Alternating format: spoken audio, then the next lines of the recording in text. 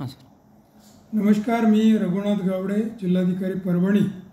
आत्ताच मिळालेल्या माहितीनुसार परभणी जिल्ह्यात एक अफवा पसरलेली आहे. ती अफवा अशी आहे की सिव्हिल हॉस्पिटलमध्ये एका इसमाचा कस्टोडियल डेथ झालेला आहे, सिव्हिल हॉस्पिटलला मृत्यू झालेला आहे, अशा स्वरूपाची खोटी बातमी ठिकठिकाणी पसरलेली आहे. त्यामुळे जिल्ह्यात भीतीचं वातावरण असून काही दुकानं परभणी शहरामध्ये बंद करण्यात येत आहेत.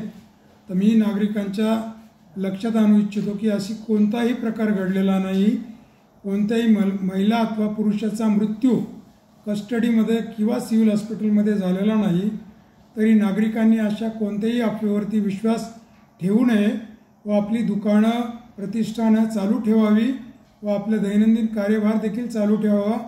कृपया अफवावर विश्वास ठेवू नका व इतरांना देखील आपण सांगावे की अफवावर विश्वास ठेवू नये, आपले दैनंदिन काम चालू ठेवावे. धन्यवाद.